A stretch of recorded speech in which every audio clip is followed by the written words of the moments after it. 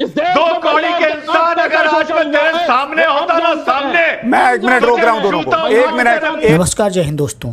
आज इस डिबेट में पवन राव अम्बेडकर, जो कि AIMIM का प्रवक्ता है, इसने हमारे सनातन धर्म के बारे में एक ऐसी बात बोल दी जो कि शायद अगर ये इस तरह की कोई बात इस्लाम के बारे में बोलता तो आज इसका सर तन से जुदा होकर मीना बाजार में ठुमका लगा रहा होता। आप ये पूरा वीडियो देखिए दोस्तों।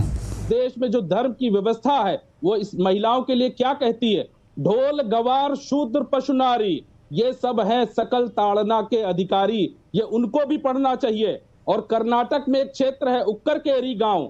उक्करकेरी गांव में वहां के मंदिरों में वहां के पुजारियों ने महिलाओं को देवदासी के नाम पर किस तरह से उनका शोषण किया है, इसको भी जानना चाहिए। और उनको भी जानना चाहिए कि तमिलनाडु में जब एक महिला का कन्यादान के नाम पर एक पिता अपनी गोद में बिठा करके उसका किस तरह से जो है शोषण करता है, इसको भी जानना चाहिए। अब मैं मुख्य बिंदुओं पर आता हूं। यहाँ पर अत्याचार की बात कही गई। NCRB का जो डेटा है, यार ये क्या बोल रहा है भैया, ये क्या बोल रहा है? हटाओ। अब पहले सुन लीजिए। नहीं, अभी मैं सुन रहा हूं, मैं आपकी बातें सुन रहा हूं। गोद में बैठाकर पिता जो है वो बेटी का शोषण करता है, ये कौन सा रिवाज बता रहे हैं आप? जरा बताइए मुझे। अरे हटाओ सुशांत भाई, ये क्या गंदगी कर रहा है आदमी? ये इस देश का रिवाज है। सुनिए अब सच्चाई। नहीं, कौन सा देश का रिवाज है ये? आप कहां से उठाकर ला रहे हैं? और आप जिस देश की बात कर रहे हैं वहां हिंदू महिलाओं को, पवन जी, उसी देश में हिंदू महिलाओं को पूरा अधिकार है तलाक देने का।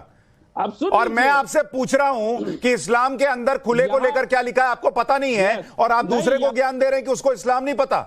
नहीं, मैं बता रहा हूं। अब सुनिए, NCRB का डेटा, यहाँ शोषण की बात हुई ना? नहीं, शोषण की कोई बात नहीं हुई। एक मिनट, आप डिबेट मत घुमाइए।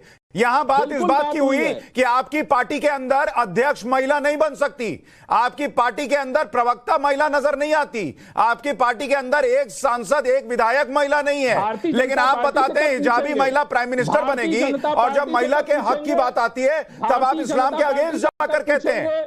संघ से पूछेंगे कि वहां मैं संघ से क्यों पूछूंगा? मैं संघ से क्यों पूछूंगा भाई? आप बताइए ना। आप हिजाबी प्राइम मिनिस्टर बना रहे हैं, आप हिजाबी प्राइम मिनिस्टर बता रहे हैं, आप बताइए, आप जवाब दीजिए। आज भी देवदासी प्रथा क्यों चल रही है? अरे भाई आप बताइए ना पहले कि आप इस देश के। अरे मैं कह रहा हूं पवन जी, मैं कह रहा हूं आपके नेता कह रहे हैं प्राइम मिनिस्टर बनाएंगे हिजाब वाली महिला को।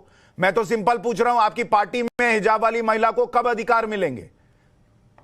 अब दोस्तों देखिए, पवन राव हिंदू धर्म के बारे में घटिया बात बोलकर निकल गया, लेकिन हमें इस डिबेट के एंकर सुशांत सिन्हा से जिस तरह की उम्मीद थी कि इसको लताड़ कर अपने शो से भगाएंगे, लेकिन ऐसा हमें कुछ देखने को नहीं मिला। लेकिन जब रिजवान अहमद साहब का बोलने का नंबर आया तो उन्होंने इस पवन राव को अच्छे से पेला और अंत में इसको शो से बेइज्जत करके भगाया गया। सुशांत भाई, अभी मैंने आपको एक फोटो फॉरवर्ड की है तमिल मैरिज में कन्यादान की, जिसमें मां अपनी बेटी का कन्यादान कर रही है। कभी कभी पिताजी भी करते हैं। अब अंबेडकर राव जी, अब देखो, डिबेट रोक देना या थोड़ी देर के लिए सुशांत भाई। अंबेडकर राव जी जरा बताओ, वो बूढ़ा बाप अपनी बेटी को बिठा के गोद में क्या क्या करता है? तुमने अपनी बेटी को कभी गोद में बिठा के कोई हरकत की है? या तुम्हारे पिताजी ने तुम्हारी बहन को अपनी गोद में बिठाकर कभी कोई ऐसी हरकत की थी? बताओ, पूरे देश को बताओ आज तुम। चलो बताओ। चलिए, प्रथा मैं दिखा देता हूं ना।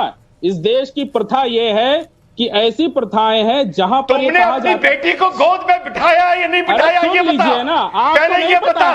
तूने अपनी बेटी को गोद में बिठाया या नहीं बिठाया है? तुम्हें नहीं ये बता कि यहाँ पर क्या चल रहा है। ये बता तू, के इतिहास तूने अपनी बेटी को गोद में बिठाया या नहीं बिठाया है? इतिहास के बारे में पढ़। तूने अपनी बेटी को गोद में बिठाया या नहीं बिठाया, ये बता।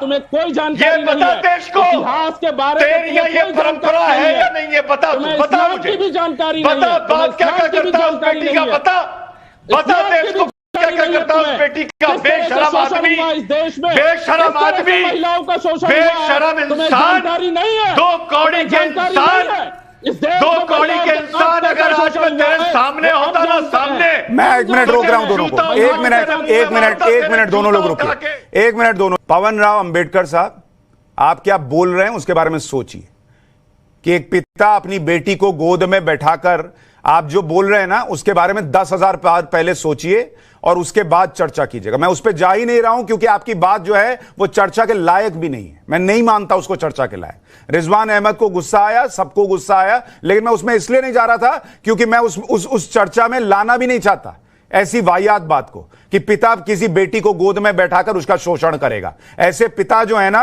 वो कहां होंगे आप ही ढूंढ लीजिएगा। रिजवान अहमद आप उसके आगे की बात कीजिए, छोड़िए, आप आगे की बात कीजिए।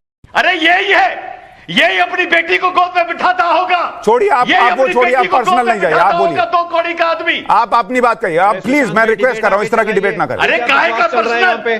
अरे भारतीय संस्कृति के लिए क्या इससे ज्यादा पर्सनल कोई चीज हो सकती है? मैं आप दोनों से रिक्वेस्ट कर रहा हूं प्लीज, मैं आप दोनों, रिजवान अहमद आप इसके आगे की बात कीजिए, बोलिए, आगे बोलिए।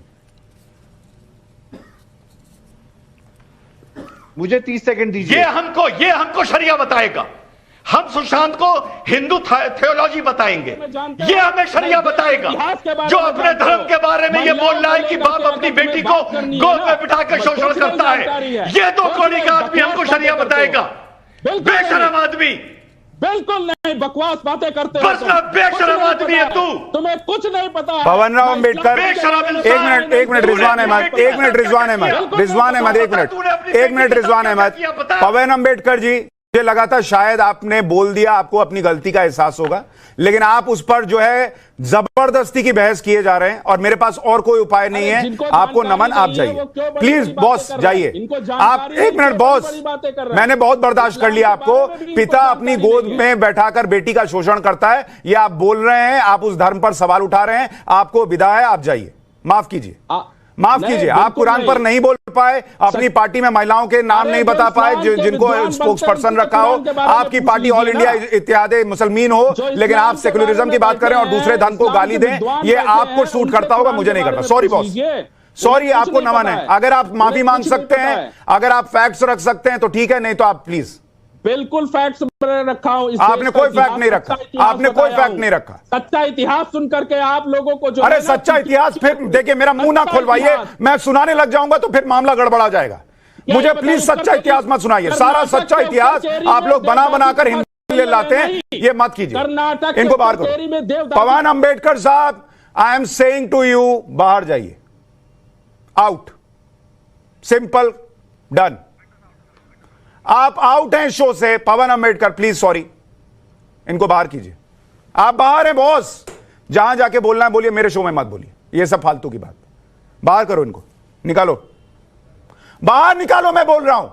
दोस्तों, अगर आप भी हमारी तरह राष्ट्रवादी विचारधारा से हैं तो हमारे चैनल को सब्सक्राइब जरूर करें, और अगर वीडियो आपको अच्छा लगा हो तो लाइक करें और अपने विचार नीचे कमेंट बॉक्स में लिखना ना भूलें। मिलते हैं नेक्स्ट वीडियो में। जय हिंद, जय भारत।